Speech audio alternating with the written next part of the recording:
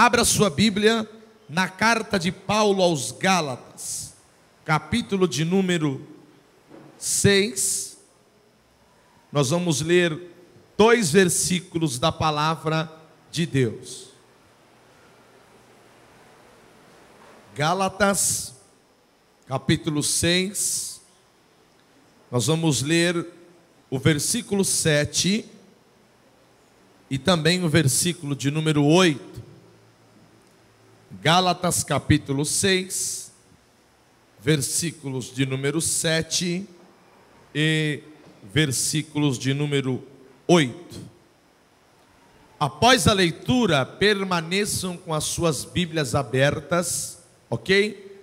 Porque nós vamos dar algumas navegadas em alguns textos da Bíblia.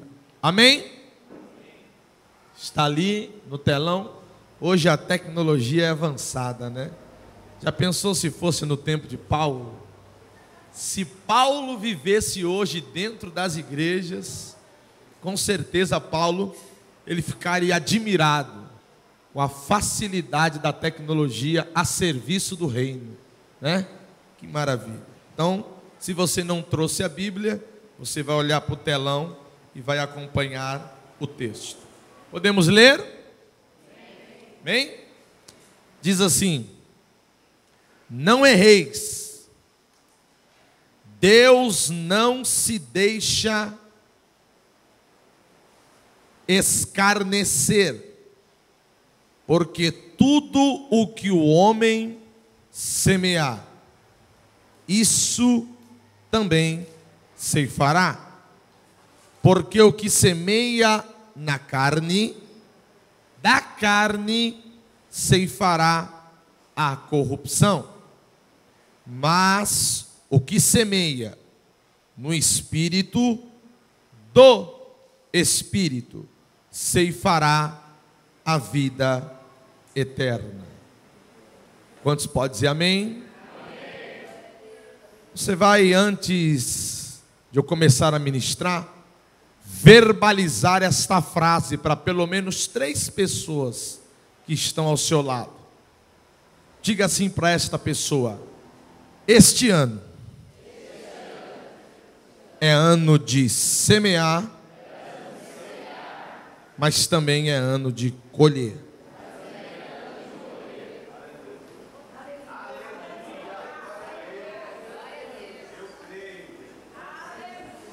Vamos ver se você vai dar glória até o final da pregação.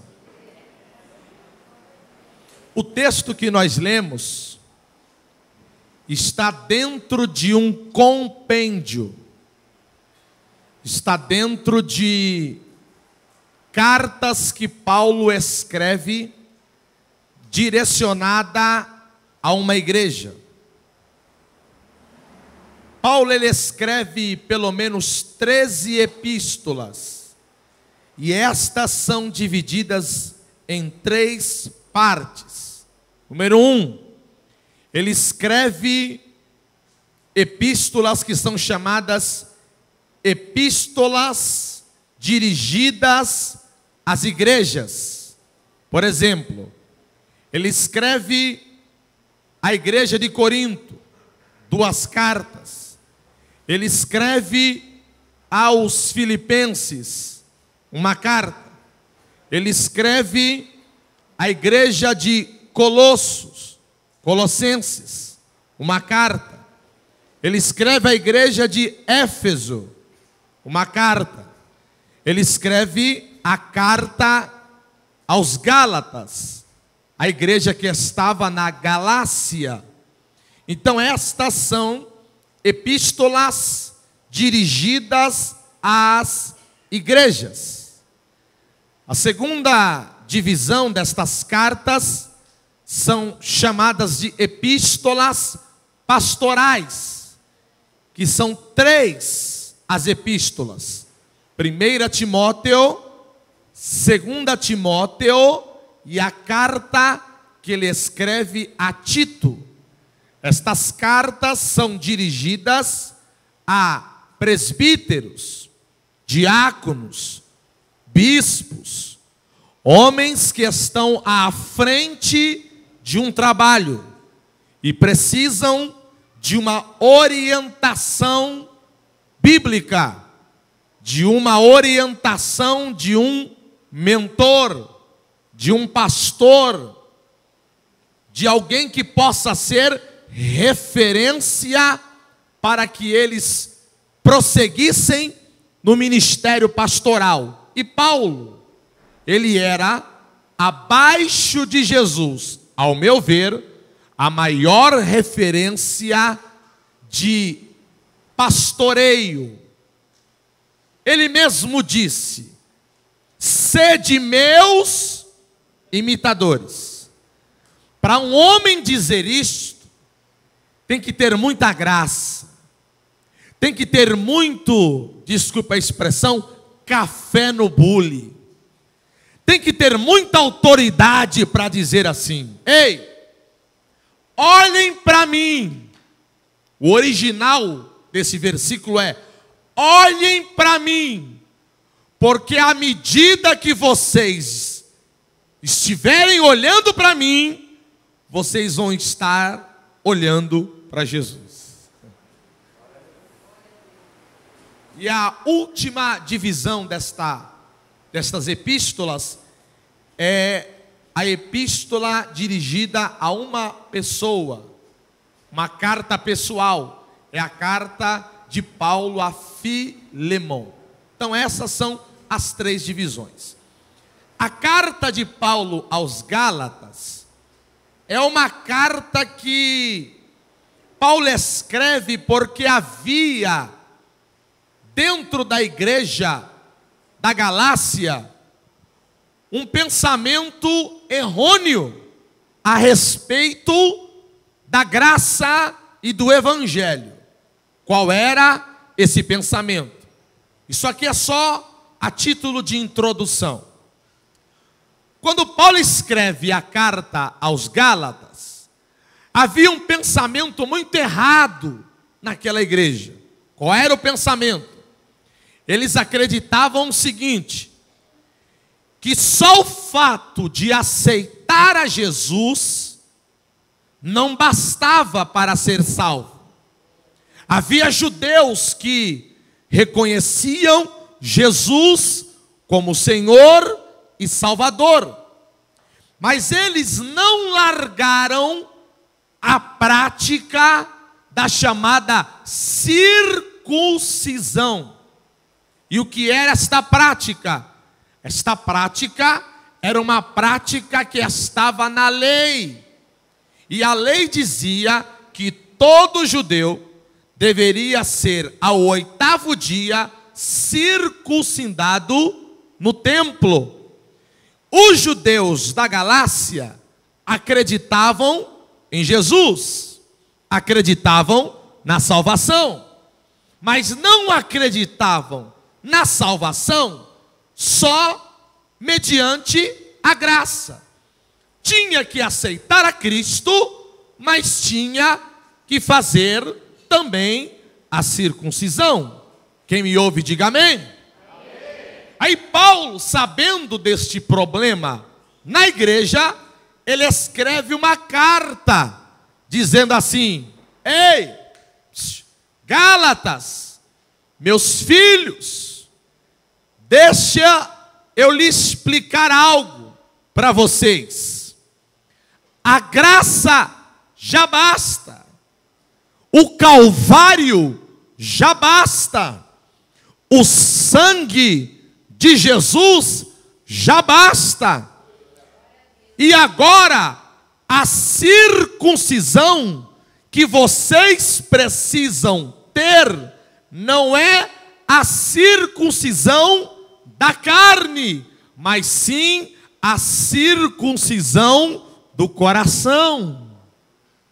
Vocês não precisam circuncidar-se no corpo, vocês precisam marcar e circuncidar o coração. Quem me entende, diga amém por isso. Porque o processo da graça não começa de fora para dentro, mas começa de dentro para fora. O novo nascimento. E eu tenho encontrado pessoas por aí que têm dificuldade de entender a graça de Deus. Por quê, pastor? Eu encontro pessoas que às vezes pecam, erram, escorregam na fé, e de repente elas não conseguem entender, atingir, compreender a graça de Deus. Porque quando você tropeça, peca, somos sujeitos ao pecado, tendenciosos ao erro. A nossa natureza pende para as coisas da carne. Mas Jesus disse: o espírito está pronto, mas a carne para nada serve.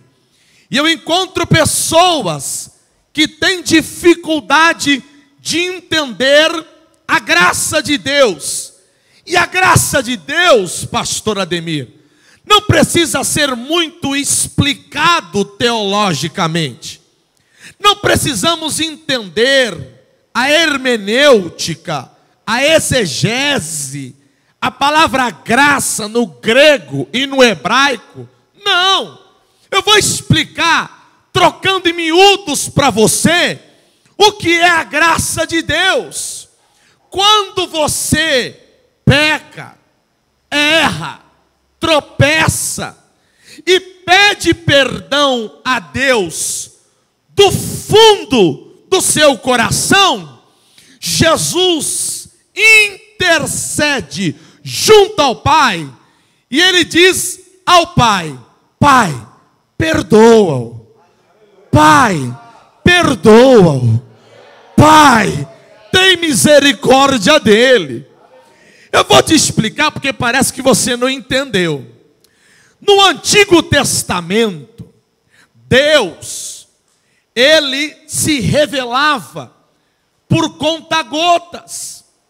Olhe para cá, no Antigo Testamento, só para você entender o meu pensamento. Deus não sabia o que era dor. Deus não entendia o que era lágrima. Deus não sabia o que era um beliscão. Porque a Bíblia diz que Deus é Espírito. Paulo disse isso. Quando Jesus vem encarnado, porque a Bíblia diz que o Verbo se fez carne e habitou entre nós. Quando Jesus habitou entre nós, Jesus sentiu tudo que você sente: dor, tristeza, angústia. Quando ele está no Getsemane, olha o que ele diz: a minha alma está profundamente angustiada até a morte. Jesus sentiu fome, sentiu sede, e Deus, na sua plenitude, não entendia o que era isso. Então Jesus vem à terra, se faz homem, passa por todos os processos que eu e você passamos hoje, e a Bíblia diz que ele morre, 3 dias na sepultura, a pedra é removida, os anjos anunciam para Maria Madalena: porque buscai o vivente dentre os mortos? Ele já não está mais aqui, mas ele ressuscitou.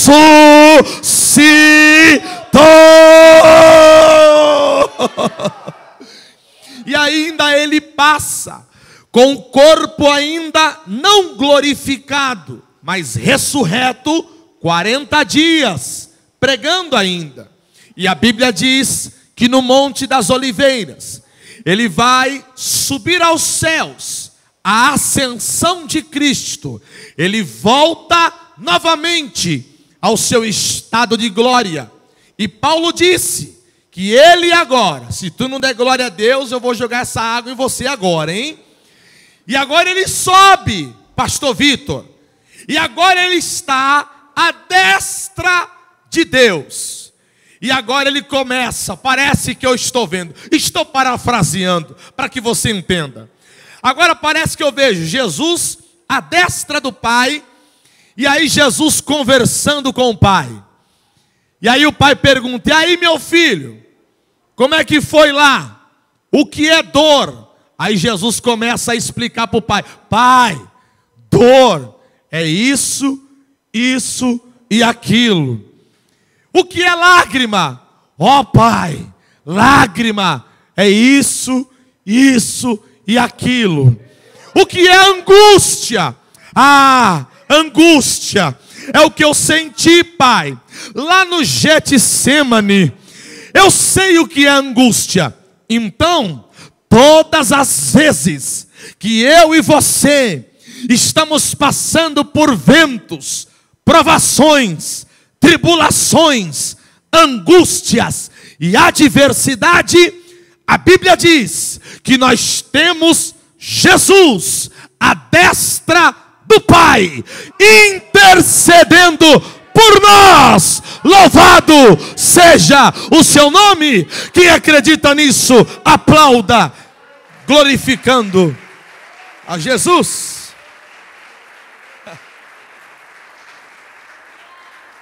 Diga para a pessoa que está do seu lado: se ninguém te entende, o Pai agora te entende.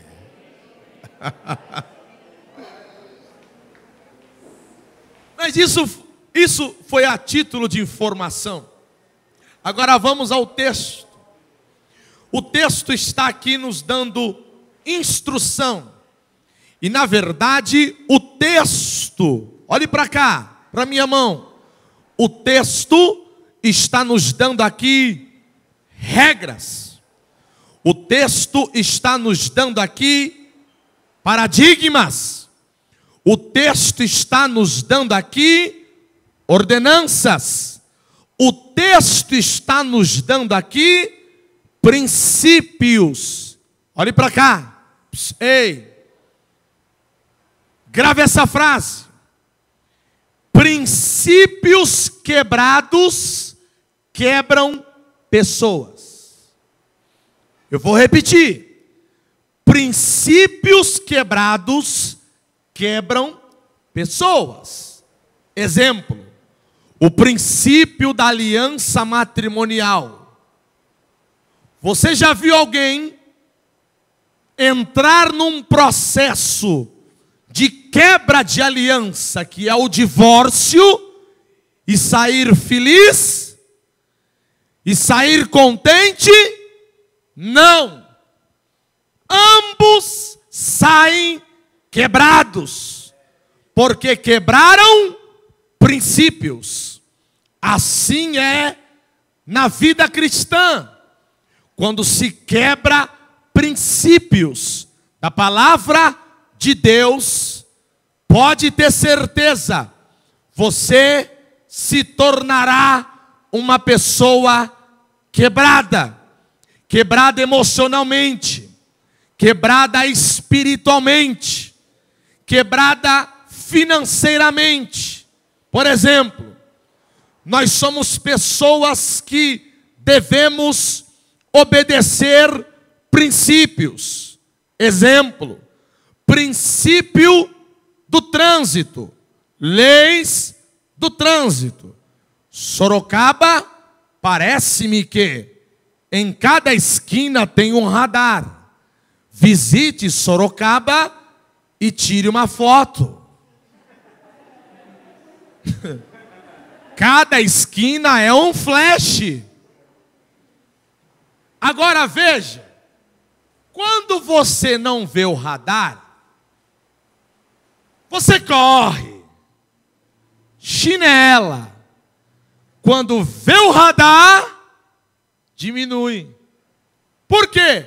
Porque se você passar na velocidade não permitido, você vai tomar uma multa. E não adianta orar não, viu? Eu já vi crente passar e falar: ai, Jesus, faz com que essa multa não chegue em casa. Vai chegar é 2. Quebrou princípios. Sim ou não? Quebrou princípios. Eu estou falando de princípios básicos da vida. Agora, eu estou falando de princípios espirituais. E Paulo aqui está ensinando um princípio, uma lei, uma ordenança. Qual é o princípio? Qual é a lei? Qual é a ordenança? É a lei da semeadura. Eu disse que eu ia pregar para você, não uma coisa nova. Isso aqui você já ouviu várias vezes. Mas eu queria trazer algumas lições sobre esta lei, sobre este princípio chamado semeadura. Paulo já começa nos advertendo, ou nos advertindo, dizendo: não erreis, não erreis. No original é: tomem cuidado. Por quê? Porque Deus não se deixa escarnecer. Não se brinca com as coisas de Deus. Não se brinca com princípios de Deus. Não se brinca com ordenanças de Deus. Não se brinca com a palavra de Deus. Não se brinca com as coisas do Espírito de Deus. Deus não se deixa escarnecer. Aí Paulo diz a respeito da lei, e ele solta uma lei, e esta lei é tremenda. Ele diz: Deus não se deixa escarnecer, porque tudo, diga tudo. E quando a Bíblia diz tudo, é tudo. Porque tudo o que o homem isto também ceifará. Olhe para cá. Esta lei, ela está pautada, sustentada nessa visão. Grave isso. Eu não estou preocupado se você vai dar glória a Deus, se você não vai. Eu vim aqui para pregar. Eu vim aqui para trazer uma palavra de Deus para esse ano de 2015, para você não entrar neste ano de qualquer maneira, não. Olha para cá. Jesus pode voltar hoje, amanhã, daqui 5 minutos.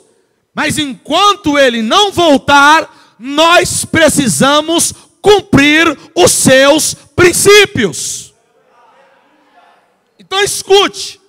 Esta lei está pautada nesse pensamento. Olhe para cá. Você escolhe o que planta, mas você não escolhe o que semeia. Vou repetir. Eu escolho o que planto. Sim ou não? Sim. Mas eu não escolho o que semeio. Exemplo. Se eu plantar laranja, não vou colher abacaxi. Se eu plantar goiaba, não vou colher melancia. Eu escolho o que semeio, mas não escolho o que colho. Deixa eu perguntar para você nessa noite. O que é que você tem escolhido plantar na obra de Deus?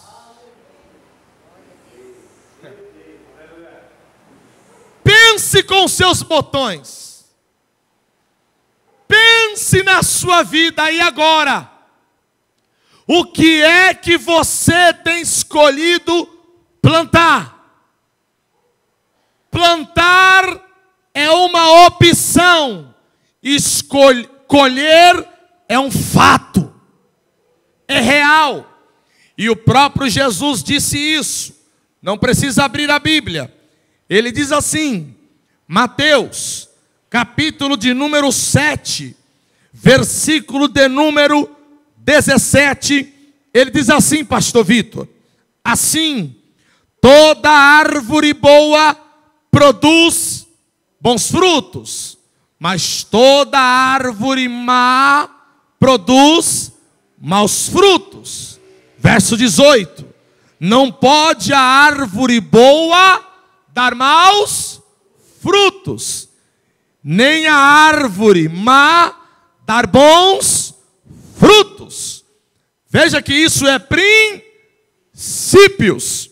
Aí ele diz: toda árvore que não dá bom fruto, corta-se e lança no fogo. Portanto, pelos seus frutos os conhecereis. Isso aqui é princípio. Princípio de semeadura. Agora olhe para cá. Ei, semeadura na Bíblia não está falando somente de oferta, porque quando falamos de semeadura, logo vem à nossa mente: o pastor está falando de oferta, o pastor está falando de dinheiro. Não. O que Paulo diz em Gálatas, ele está falando de semeadura no sentido da vida, no sentido da minha vida. O que eu planto nas palavras, o que eu planto nas atitudes, o que eu planto na igreja, o que eu planto na escola, o que eu planto, o que eu escolho plantar na vida prática, o que eu escolho falar, o que eu escolho ser. Deus me trouxe aqui nesta noite para te dizer uma coisa: a sua colheita vai ser tremenda. Não, você não entendeu. A sua colheita esse ano vai ser tremenda. Mas olhe para cá, vai depender do que você vai plantar. Vai depender da sua atitude, do que ou no que você vai plantar. Tem gente que diz assim: eu acho que eu nasci com karma de sofrimento. Karma, irmão. Isso não é karma. Isso são sementes que você plantou errado. Atitudes que você teve de errado. E olhe para cá, viu? Não culpe o diabo. Jesus em nenhum momento aqui está falando do diabo. Ele está falando da nossa atitude. Ele está dizendo assim, ó: ei, tudo que você semear, você vai colher. Aí ele diz: se plantar na carne, vai colher corrupção. Mas olha o que ele diz: se plantar no Espírito, do Espírito, você vai colher vida eterna para você e para toda a sua família. Diga glória a Deus por isso. Diga assim comigo: eu escolho o que eu planto, mas não escolho o que eu colho. O que é que você está plantando no coração do teu esposo? O que é que você está plantando no coração da tua esposa? O que é que você está plantando no teu ministério? O que é que você está plantando na vida do seu irmão, no seu trabalho? São leis, são princípios. Você quer ver um exemplo? Rapidinho, quem quer que eu pare, diga amém.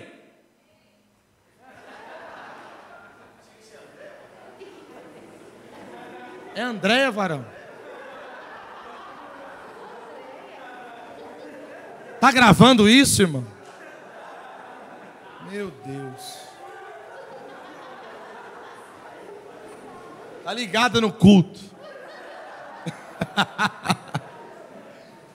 Você quer ver? Olhe para cá. Livro do profeta Ageu. Não abra, só escute. A história começa assim. Ageu e Zacarias são contemporâneos. Eles profetizam no retorno do povo que veio do exílio, do cativeiro. A história diz que eram por volta de 50 mil judeus que voltaram para Jerusalém, e Ageu e Zacarias, eles são profetas para profetizar algo no coração do povo. E eles profetizam a reconstrução do templo. E a Bíblia diz que eles começam, Renato, a reconstrução do templo. Um templo menor, não tão suntuoso como o de Salomão. Mas, quando eles regressam para Jerusalém, a situação não era das melhores. Então eles começam motivados a construir o templo. Eles se dedicam, eles lançam os fundamentos para colocar e levantar o templo. Mas em um determinado momento, o desânimo, a fraqueza, as mãos deles começaram a fraquejar e a desanimar. E sabe o que vinha na mente deles? A lembrança do templo de Salomão. E eles pensavam no coração: nunca vamos construir um templo como o de Salomão. O desânimo toma o coração de todos em geral. E sabe o que eles fazem? Eles vão deixando de lado paz, enxadas, e vão deixando de lado a reconstrução do templo. A situação estava difícil, e eles começam a optar: ou vamos reconstruir o templo, ou vamos construir as nossas casas. E a Bíblia diz que eles dão prioridade às suas casas. Eles largam a construção do templo. E olhe para cá, para minha mão. O templo ficou 15 anos parado. 15 anos. Eles esqueceram o templo e começaram a dar liberdade ou dar opção a construir as suas casas. Trazendo para os dias de hoje, eles começaram a arrumar as suas casas, a colocar mármore, a fazer churrasqueira. Estou parafraseando. Contrataram o pastor Ademir para colocar o mármore. E os judeus começaram a dar valor às suas casas. Deus usa o profeta Ageu no capítulo de número 1 e começa a trazer uma palavra ao coração daquele povo. E a Bíblia diz que o profeta, queridos, o profeta Ageu, 2 capítulos só foram necessários para trazer um avivamento ao coração daquele povo. E o profeta começa a dizer: é tempo de vocês reconstruírem as suas casas e abandonarem o templo do Senhor. Aí Deus começa a dizer: vocês semeiam e não colhem, vocês comem e não se fartam, vocês juntam dinheiro, mas juntam num saquitel, num saco furado. Assim diz o Senhor: se vocês, eu sinto a glória de Deus aqui, Se vocês se voltarem para reconstruir a minha casa, a glória desta segunda casa será maior do que a da primeira. É glória!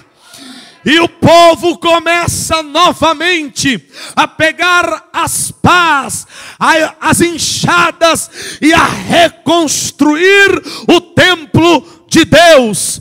E na medida, isso é profético, e na medida que eles estão reconstruindo, oh glória, se você não der glória a Deus, eu vou jogar essas duas águas em você. À medida que eles estão reconstruindo o templo, e Deus olha e vê que o coração deles estão pendendo para a reconstrução do templo, estão desejosos em adorar ao Senhor no templo, Deus começa a dizer: é assim que eu quero, porque minha é a prata e meu é o ouro. Levante a sua mão direita que eu vou profetizar. Se você priorizar o reino de Deus, não vai faltar o ouro, os recursos, a prata, porque você priorizou o reino de Deus. E quem prioriza o reino de Deus, Deus não deixa faltar nada, nada, nada, nada. Aleluia, aleluia. Diga para o seu irmão: o que semeia pouco, pouco colhe. Mas o que semeia em abundância colherá. Não está falando só de dinheiro. A semeadura aqui é a vida. Então veja, semear é uma escolha. Semear é uma escolha. Plantar é um fato. Então veja o que é que você está plantando. Não reclame da sua colheita. Olhe para trás e veja o que é que você está plantando. É o capeta. Tudo é o diabo. Dá cheque. Vou falar. Dá cheque e fala assim: Jesus vai cobrir. Ele vai cobrir. Vai cobrir você de palmada. Deus não é um ser incoerente. Deus não é um ser irresponsável. Não. Ele quer que o seu povo entenda princípios de semeadura. Segundo princípio aqui, é isso aqui, ó. Semente na mão não produz nada. Semente na mão não produz nada. Agora, quando você lança a semente na terra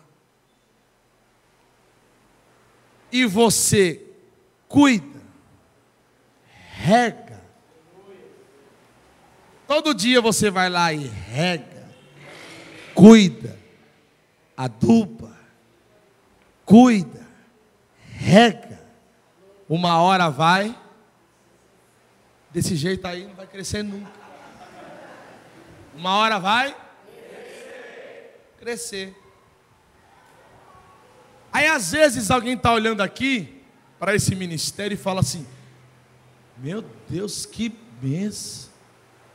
Olha, eu quero ter uma igreja assim.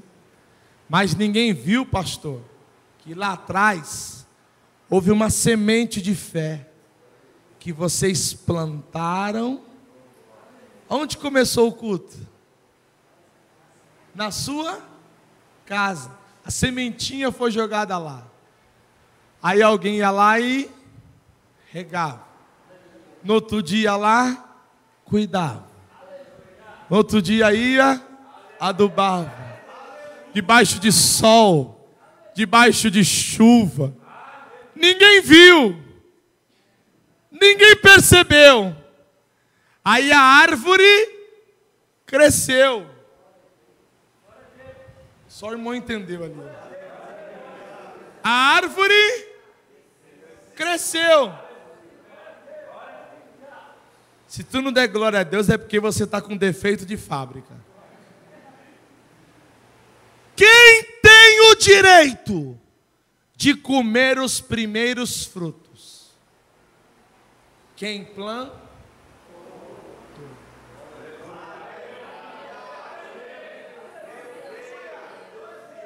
Eu vou falar de novo para você dar glória a Deus. Quem olhou para trás não viu os choros, as lágrimas, os gemidos, as caminhadas, as afrontas, as calúnias. Ninguém viu, mas você ia lá, regava, cuidava, regava, cuidava, regava.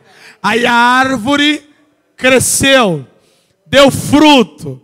Aí você entrou debaixo e começou a comer. E alguém passou e falou assim: metido. Só porque cresceu um pouco, irmão, mas ninguém olhou para trás. Ninguém conhece a tua história e viu o quanto você sofreu, o quanto você orou pelo teu marido, o quanto você orou pelo teu filho. Então, meu irmão, coma desse fruto. Coma desse fruto. Ei, glória. Agora olhe para cá. A semente não é tua. Quem dá semente ao semeador é Deus. Então, quando você estiver comendo fruto, lembre-se que aquele fruto quem te deu foi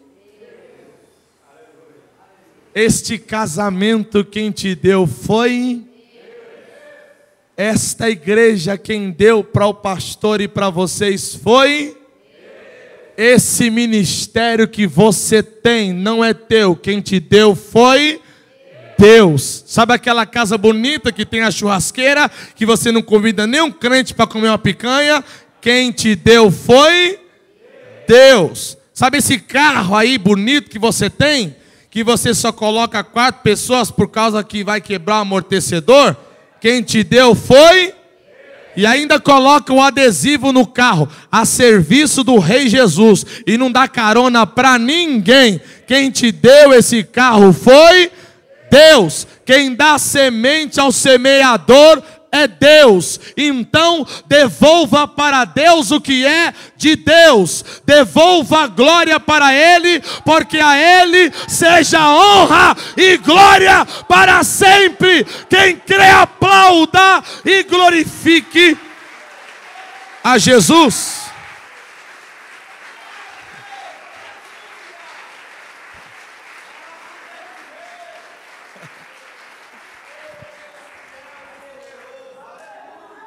Ei, glória. Olha para esse irmão bonito aí. Tem gente que até para olhar ele não consegue, né, irmão? Até para gerar uma palavra, porque palavras são sementes. Sabia que palavras são sementes? Palavras são sementes. Quando você lança uma palavra para alguém, quando você semeia na vida de alguém, meu irmão, o pastor Ademir semeou tanto no meu ministério já. Deixa eu contar um negocinho aqui para você, só para você entender o que é a lei da semeadura. Eu fui pregar no estado do Pará, uma cidade chamada Tucuruí. Mais 5 minutos, irmão? Ixi, esse amém está meio fraco. Amém, André? E eu fui pregar já 2 vezes. 2 vezes, amor? 3 vezes. Na primeira vez que eu fui, eu não sabia lá o estilo da igreja, no estado do Pará, e eu levei umas 15 gravatas na minha mala. E quando cheguei lá na igreja batista, aí a pastora falou: pode ficar à vontade, não precisa pôr gravata. Eu levei um monte de terno, Aqui é calor? Tu não sabe o que é lá, filho. 40, 39, seco.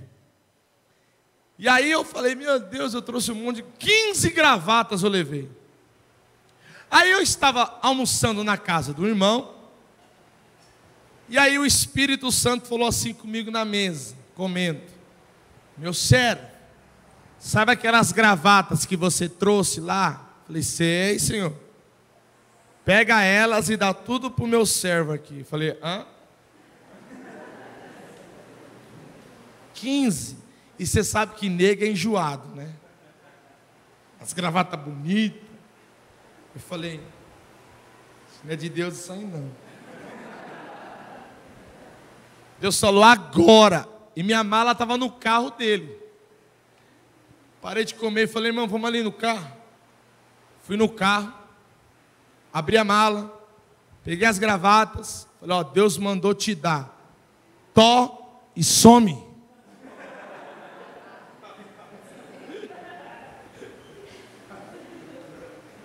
E aí eu fui descobrir na igreja, ele era diácono. Ele era o único diácono que usava gravata na igreja. E tinha condição. É porque lá não tem lugar para comprar. E ele só tinha uma gravata. Aí eu dei as 15. Liberei. Voltei para São Paulo. Fui convidado de novo, no mesmo ano. E eu estou lá.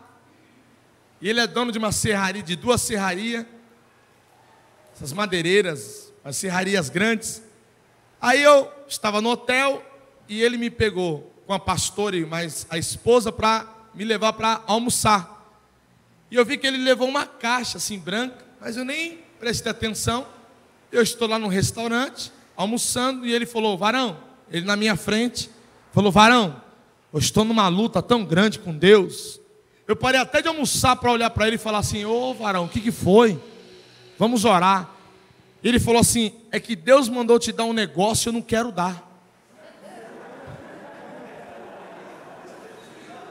Falei, como é que é? E eu vi uma caixa assim na mesa. Ele falou assim, Deus mandou te dar um negócio, eu não quero dar. Eu falei, o quê? Ele falou, a minha primeira venda na serraria, eu comprei um relógio. E esse relógio eu nunca usei. Vale R$3.000. No plástico. E eu nunca usei. Coloquei lá, porque era um desejo meu de ter. Quando você veio para cá, dessa vez, Deus falou comigo. Pega aquele relógio que você nunca usou e dá para o meu servo. Sabe o que ele falou para Deus? Não pode ser o outro não, Deus. Ele falou que era aquele. E ele chegou, quando ele abriu o relógio, é esse aqui, ó. Ele abriu a caixinha, que eu olhei, eu falei, irmão, é meu em nome de Jesus de Nazaré.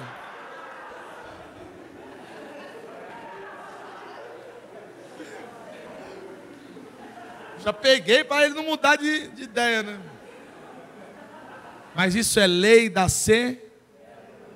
semeadura. Nesse ano, você vai aprender a semear no reino de Deus, viu? Meu irmão, se você semeia no banco, você vai colher aquele jurinho pequenininho, ok? Mas se você semeia no reino de Deus, se prepare para os cestos se encherem este ano para a glória de Deus. Diga assim para o seu irmão, nesse ano eu vou semear mais na tua vida.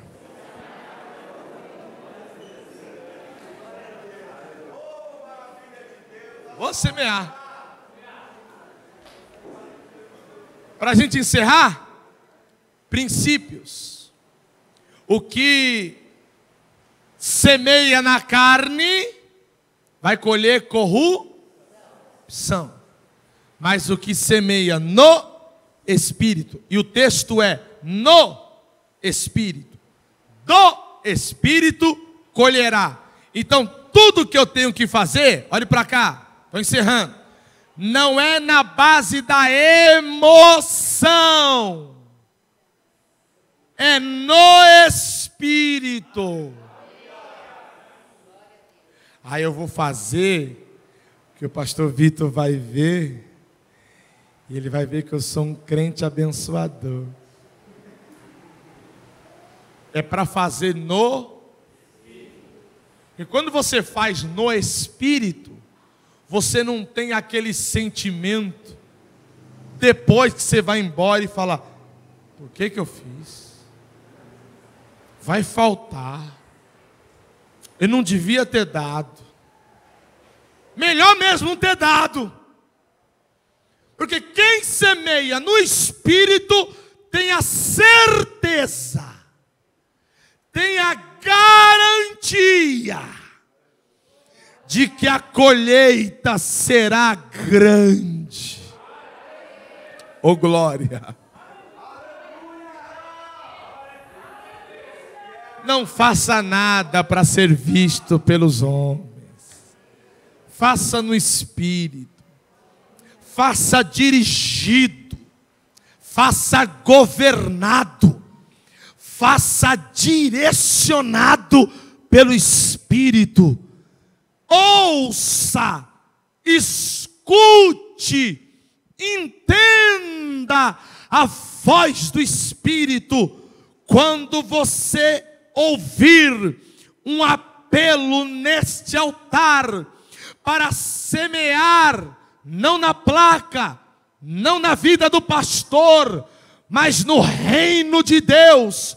Escute essa voz e faça sem desprendimento ou com alegria, porque a Bíblia diz: Deus ama, Deus ama, Deus ama, Deus ama. Eu não vou parar enquanto você não dá glória a Deus. Deus ama, Deus ama, Deus é apaixonado com aquele que dá com alegria. E eu profetizo para esse ministério, será um ano, pastor, se prepare. Você vai ter que dizer para o povo assim, ó, para, chega. Não, você não entendeu, irmão. Moisés chegou para o povo e falou, para. Davi falou, para de trazer oferta. O povo não parava de trazer e Davi teve que mandar parar. Ninguém dá glória agora, né? Me ajuda aí. Eu vi o pastor Silas Malafaia falando hoje um negócio que é verdade. Nós somos tremendos adoradores aqui, ó, na palavra, no louvor. A gente louva, a gente baba, né? A gente chora. Mas quando vai falar de oferta na igreja, parece que o culto é fúnebre. Já percebeu? A unção acaba, o poder acaba, e parece que o céu fica de bronze. Ei, semear no reino de Deus também fala das nossas ofertas. Adoração também fala das nossas ofertas. E você não está dando dinheiro para pastor, meu irmão. Você não está dando dinheiro para a igreja. Você está semeando no reino de Deus. Eu nunca vi ninguém semear no reino de Deus e sair triste, cabisbaixo, não. Eu sempre vejo pessoas semeando no reino de Deus e voltando para contar: Deus me abençoou, Deus abriu a porta, Deus me deu. Diga para o seu vizinho: o melhor lugar para semear é no reino de Deus. Se coloque de pé.